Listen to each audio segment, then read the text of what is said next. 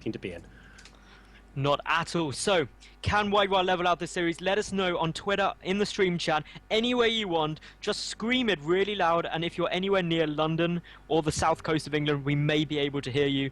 But we are getting into this game. So let's introduce these two players spawning in the top right position. Currently, one game down. We have the red Protoss player, the Grandpa Toss. It's WhiteRa. And his opponent spawning in the lower left, the pink Protoss player from Team Property. It's Runa. All right. So WhiteRa, after going up to that fantastic army composition in the mid game in game number 1, ends up losing it. And yeah, okay, in the final engagement he didn't dodge the storms, but I want to kind of go back to talk about a point that I was mentioning a little bit earlier on in that game.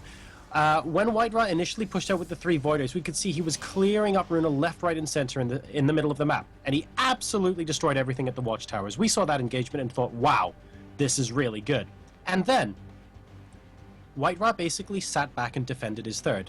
Yes, okay, make expand and defense it, but WhiteRa, I feel there was a timing there where he could have done considerable damage to Runa, and I can't help but thinking that it didn't need to get into a position where we saw that final engagement, and that his army composition might have even been able to win him the game earlier. It could have done as well, but I think the important thing to note is Runa, he really, it was more WhiteRa lost that engagement, I think, is the important thing to note, because he just stood there and ate the storms. He was just like, I can deal with this, and they just kept coming, and that is not what you want to do. And I think any Terran player can tell you standing in a storm is not a smart move. No, it really isn't. I mean, he came close to being able to eat them, but the point is you don't have to. You just stutter step back a little bit, you dodge one storm.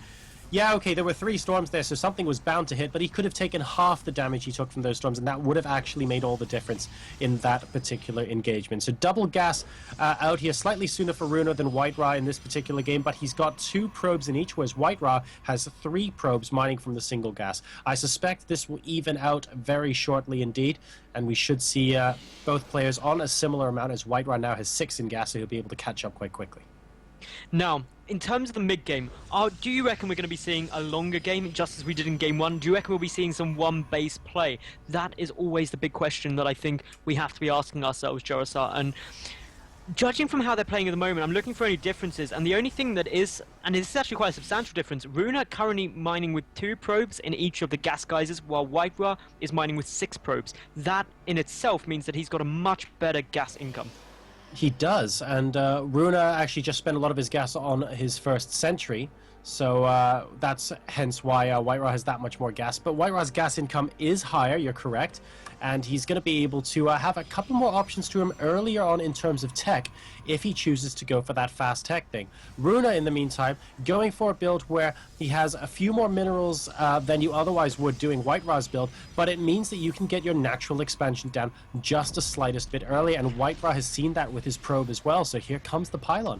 And seeing that Nexus actually forced WhiteRa to cancel his Stargate. So he was going to go for a 2-gate Stargate sort of play, now completely switching it up and wants to try and punish that. Chrono boosting out his, obviously, Warp Gate tech. He's got the 2 gateways. Will be interesting to see if he throws down any more or just tries to expand behind this. But Runa getting 2 additional gateways, and WhiteRa now proxying the Stargate.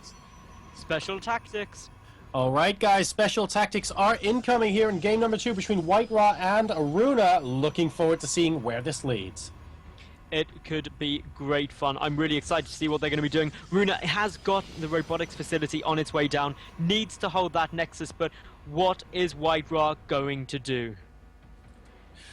Oh, this is very tense. Very, very close to his opponent's base, of course.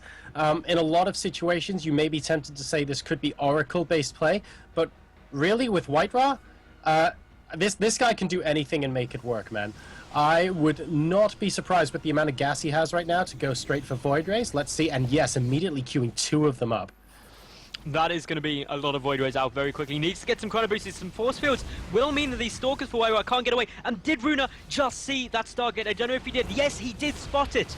That is such a massive, massive scout out there. He knows that the Void Rays are going to be coming down, and that means that hopefully he can prepare and has to do a lot. He's going to push forward, try and pick off these Stalkers, because he needs to make sure that those Void Rays don't join up with a sizable ground force. Otherwise, he will have a massive amount of problems. This is very, very tense indeed. The proxy Stargate has been seen by Runa now, and White Ra, he only has 4 Stalkers against a 6, and the first Void Ray is just about to pop out. He needs to engage that immediately, and there we go, just about saving him. One of the Stalkers going down, and it looks like a Zealot will go down simultaneously, but there is the Photon overcharge, and White Ra is forced to camp once again outside the base. Oh no, and the Void Ray being targeted down. They're successfully doing it. Runa is going to be able to push through here. The second Void Ray is nowhere close to being done. Takes a long time, 60 seconds to warp in. And now, oh, even the force field killing off that Stalker as well. This is going to be it. GG, well played, and Runa takes a 2-0 victory over White Ra to advance to what I believe will be the round of 32 here at the WCS EU.